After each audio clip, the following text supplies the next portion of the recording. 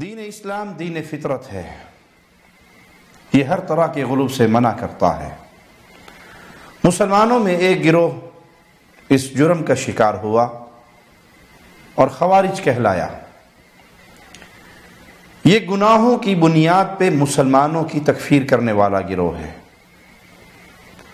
حالانکہ اس قانون کی روشنی میں یہ خود دائرہ اسلام سے باہر نکل گیا۔ بعض اہل علم ان کو بدعتی اور گمراہ بھی مانتے ہیں۔ آئیے ان کے بارے میں رسول اللہ صلی اللہ علیہ وسلم کی چند احادیث سنتے ہیں۔ صحیح مسلم 1063 نمبر روایت ہے، سیدنا جابر بن عبداللہ رضی اللہ عنہما بیان کرتے ہیں کہ حنین سے واپسی کے وقت ایک آدمی رسول اللہ صلی اللہ علیہ وسلم کے پاس آیا، جبکہ سیدنا بلال کے کپڑے میں چاندی تھی اور اللہ کے نبی صلی اللہ علیہ وسلم مٹھی بھر بھر کے وہ چاندی لوگوں میں تقسیم کر رہے تھے۔ تو اس ظالم نے کہا، اے محمد صلی اللہ علیہ وسلم عدل کیجئے۔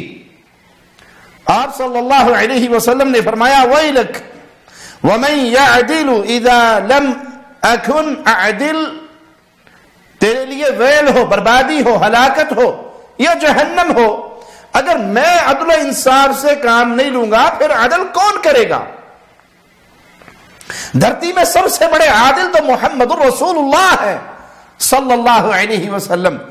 ظالم انسان تو یہ کہتا ہے کہ محمد عدل کرو، اگر محمد عدل نہیں کریں گے صلی اللہ علیہ وسلم، پھر عدل کون کرے گا؟ لقد خبت وخسرت ان لم اکن اعدل، اگر میں نے عدل و انصاف سے کام نہ لیا تو پھر میں تو ناکام ہو گیا اور خسارے میں پڑ گیا۔ تم نے کتنی بڑی جرت کی یہ جملے کہہ کر اس ہستی کو جو ہستی کائنات میں سب سے افضل اور سب سے بڑھ کر عدل و انصاف کرنے والی ہستی ہے۔ اس پر امیر المؤمنین امیر عمر رضی اللہ عنہ وارضا انہوں نے اجازت مانگی، اے اللہ کے نبی صلی اللہ علیہ وسلم اجازت دیجئے میں اس منافق کی گردن مار دوں۔ تو پیارے نبی صلی اللہ علیہ وسلم نے فرمایا، معاذ اللہ ان یتحدث الناس انی اقتل اصحابی، میں لوگوں سے یہ نہیں سننا چاہتا کہ محمد صلی اللہ علیہ وسلم اپنے ساتھیوں کو قتل کرتے ہیں۔ اس ظالم نے اسلام کا چولا اوڑا ہوا ہے، تم اسے اگر قتل کر دو گے تو لوگ کیا باتیں کریں گے کہ محمد صلی اللہ علیہ وسلم نے اپنے ساتھی کو قتل کر دیا؟ میں لوگوں سے یہ نہیں سننا چاہتا۔ ان هذا واصحابه يقرؤون القرآن لا يجاوز حناجرهم، یہ اور اس جیسے اس کے ساتھی، اس کی آل اولاد، اس کی نسل سے یہ قرآن پڑھیں گے لیکن وہ قرآن ان کے حلق سے نیچے نہیں اترے گا۔ کیا معنی؟ اس کا اثر ان کی زندگیوں پہ نہیں ہوگا، یہ قرآن کو سمجھیں گے نہیں، قرآن سے عقیدہ نہیں لیں گے، فہم نہیں لیں گے، قرآن پڑھیں گے لیکن ان کے حلق سے وہ نیچے نہیں اترے گا، ان کے جسموں پر نظر نہیں آئے گا۔ اور ان کی کیفیت کیا ہے، ان کی حالت کیا ہے؟ یمرقون منہ کما یمرق السہم من الرمیہ، یہ اسلام سے ایسے نکلے رہے جیسے تیر اپنے شکار سے نکل جاتا ہے۔ تو یہ خوارج کا سردار، یہ خوارج کا ٹولہ جنہوں نے رسول اللہ صلی اللہ علیہ وسلم پر اعتراض کیا کہ آپ عدل کیجئے، آپ علیہ الصلوۃ والسلام نے ان کی حقیقت بیان کر دی کہ یہ قرآن پڑھنے والے، قرآن کی تلاوت کرنے والے، لیکن وہ قرآن ان پہ اثر انداز نہیں ہوگا، ان کے حلق سے نیچے نہیں اترے گا اور اسلام کے ساتھ ان کا کوئی رشتہ نہیں، یہ اسلام سے ایسے نکل گئے جیسے تیر شکار سے نکل جاتا ہے۔ سیدنا ابو سعید رضی اللہ عنہ وارضا بیان کرتے ہیں کہ سیدنا علی نے نبی کریم صلی اللہ علیہ وسلم کی خدمت میں سونے کا ایک ٹکڑا بھیجا جو آپ صلی اللہ علیہ وسلم نے 4 اشخاص کے اندر تقسیم کر دیا۔ یہ خبر جب پھیلی تو بعض قریشی اور انصاری انہیں غصہ آیا کہ آپ جو مال تقسیم کر رہے ہیں، جو عطیات دے رہے ہیں، وہ اہل نجد کے سرداروں کو آپ نے دیے ہیں اور ہمیں نظر انداز کر دیا۔ ان کو دینے کا مقصد ان کے دلوں کو نرم کرنا، ان کے دلوں کو اسلام کی طرف موڑنا تالیف قلبی کے لیے رسول اللہ صلی اللہ علیہ وسلم نے یہ عمل کیا، تو آپ نے فرمایا انما اتعلفهم، میں تو ان کو تالیف قلبی کے لیے یہ معاملہ کر رہا ہوں، ان کا دل نرم کرنے کے لیے اس لیے دے رہا ہوں۔ اس دوران ایک آدمی آیا جس کی آنکھیں دھسی ہوئی، رخسار ابھرے ہوئے، اونچی پیشانی، گھنی داڑھی اور سر منڈا ہوا تھا، اور اس نے آ کر کہا اے محمد صلی اللہ علیہ وسلم اللہ سے ڈر جائیں۔ پیارے نبی صلی اللہ علیہ وسلم نے فرمایا میں یطع اللہ اذا عصیت، اگر میں اللہ کی نافرمانی کر رہا ہوں یا میں نافرمانی کروں گا تو پھر اللہ کی فرما برداری کون کرے گا؟ تو مجھے کہتے ہیں اللہ سے ڈر جا، یعنی میں نے یہ گناہ کیا ہے؟ اگر میرے اوپر یہ تہمت لگاتے ہو، اگر میں نے نافرمانی کی اللہ کی، تو فرما بردار کہاں سے ڈھونڈ کے لاؤ گے؟ دھرتی پہ اللہ کو سب سے زیادہ پہچاننے والے محمد الرسول اللہ، اللہ سے سب سے زیادہ ڈرنے والے محمد الرسول اللہ، اللہ کی سب سے زیادہ فرما برداری کرنے والے محمد الرسول اللہ صلی اللہ علیہ وسلم۔ اے دنیا والو، تم مجھے امین نہیں سمجھتے، حالانکہ اللہ نے مجھے امین مقرر کیا ہے۔ آسمانوں سے اللہ کی طرف سے جو یہ کتاب کی امانت آئی ہے وہ تو میرے سینے پر اور میرے دل پر اللہ کے ہاتھوں میں امین ہوں، کیا تم مجھے امین نہیں سمجھتے؟ ایک شخص نے کہا ہے اللہ کے نبی صلی اللہ علیہ وسلم اجازت دیجئے ہم اس کی گردن مار دیں۔ راوی کہتا ہے شاید یہ خالد ابن ولید تھے اجازت لینے والے، تو رسول اللہ صلی اللہ علیہ وسلم نے روک دیا، اور جب وہ چلا گیا پیارے نبی کی گستاخی اور توہین کرنے والا، تو آپ علیہ الصلوۃ والسلام نے فرمایا کہ اس کی نسل سے یا اس کی پشت سے ایسے لوگ نکلیں گے یقرؤون القرآن، جو قرآن بہت زیادہ پڑھیں گے، لا یجاوز حناجرہم، لیکن وہ قرآن ان کے حلق سے نیچے نہیں اترے گا، یمرقون من الدین مروق السہم من الرمیہ، وہ دین سے ایسے نکل جائیں گے جیسے تیر شکار سے نکل جاتا ہے۔ یقتلون اہل الاسلام، یہ خوارج کا ٹولہ مسلمانوں کو قتل کرے گا، اہل اسلام کو قتل کرے گا۔ وَيَدْعُونَ أَهْلَ الْأَوْثَانِ، بت پرستوں کو چھوڑ دے گا۔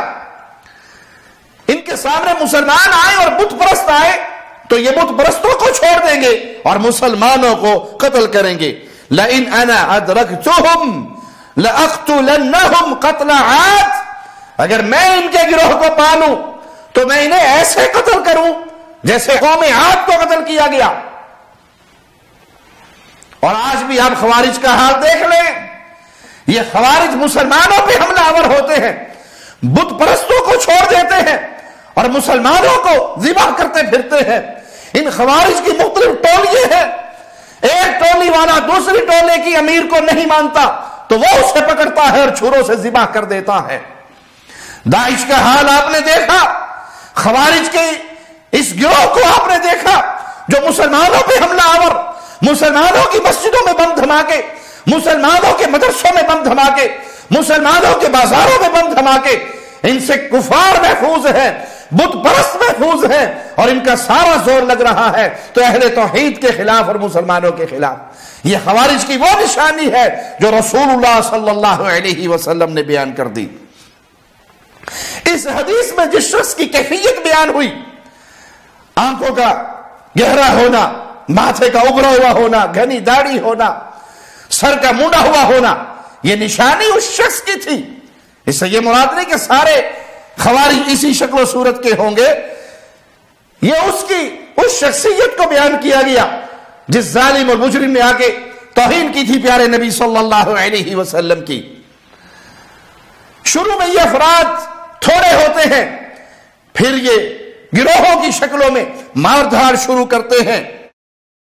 اگر یہ منظم گروہ بن جائیں اور مسلمانوں کے لیے باعث فتنہ اور مصیبت بنے، پھر اس گروہ کو قتل کرنا وہ رسول اللہ صلی اللہ علیہ وسلم کی حدیث سے ثابت ہے کہ اگر میں ان کو پالوں، یعنی ان کے جمگٹے کو پالوں، یہ اکٹھے ہو اور مسلمانوں میں یہ جرائم کریں، تو پھر میں ان کو ایسے قتل کروں جیسے قوم عاد قتل ہوئی۔ سیدنا علی بن ابی طالب رضی اللہ عنہ وارضا بیان کرتے ہیں کہ میں نے رسول اللہ صلی اللہ علیہ وسلم کو فرماتے ہوئے سنا، سَيَخْرُجُ فِي آخِرِ الزَّمَانِ قَوْمٌ أَحْدَاثُ الْأَسْنَانِ، اس خلافت راشدہ کے آخری زمانے میں ایک قوم نکلے گی. اس کی صفات بیان کی پیارے نبی صلی اللہ علیہ وسلم نے. وہ ہوں گے کون؟ کم عمر، ایک تو عمر میں کم ہوں گے، سفہاء الاحلام، اور عقل میں بھی کچے ہوں گے. اور آپ ان تنظیموں کو دیکھ لیجئے جو خوارج کے منہج میں چلی، ان کے قابو کون آئے گا؟ 15 سال سے لے کے 20-22 سال تک کے نوجوان جو دین میں بھی پختہ نہیں، عقل میں بھی پختہ نہیں، عمر میں بھی کچے ہیں. ان کو یہ شکار کرتے ہیں، ان کے ذہن سازی کرتے ہیں، ان سے بم دھماکے کرواتے ہیں، ان کے ساتھ یہ سارا کھیل کھیلتے ہیں. تو ان کی نشانی پیارے نبی صلی اللہ علیہ وسلم نے بیان کر دی.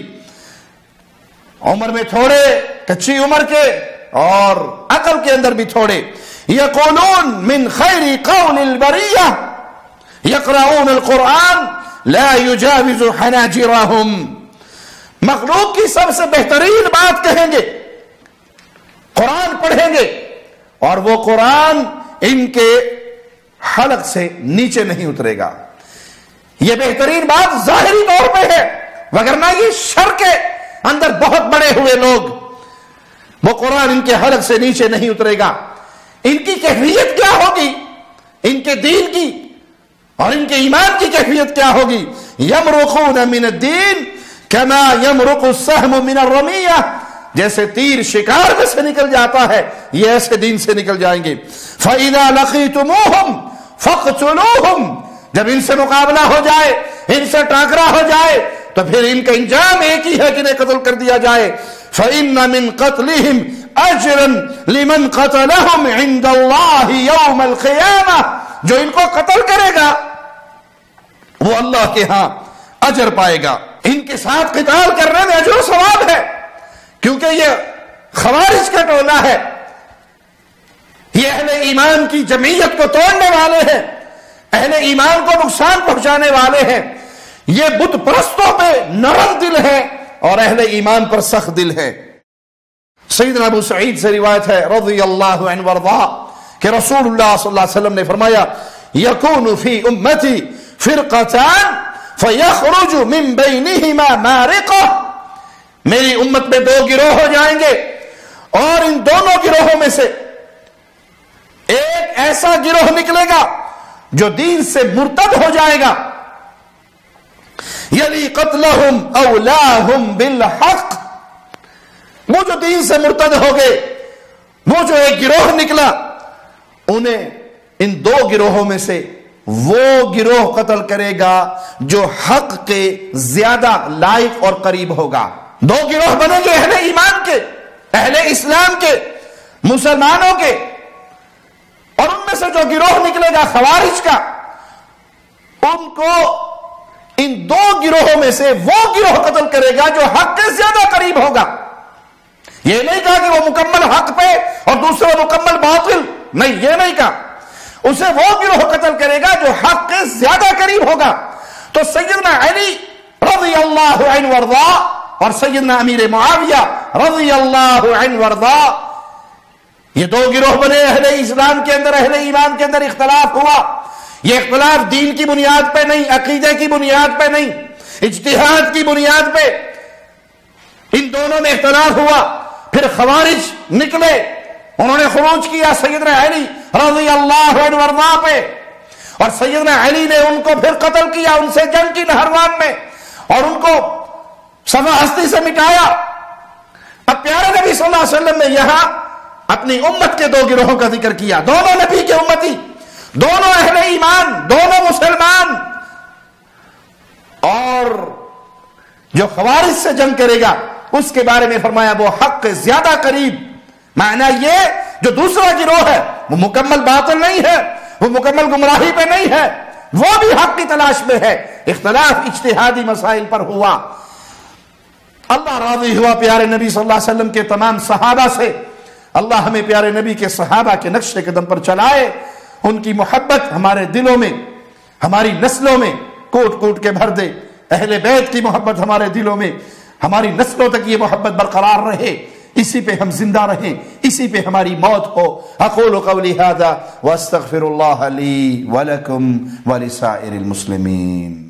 شب گریزاں ہوگی آخر جلوائے خورشید سے، یہ چمن معمور ہوگا نغمائے توحید سے۔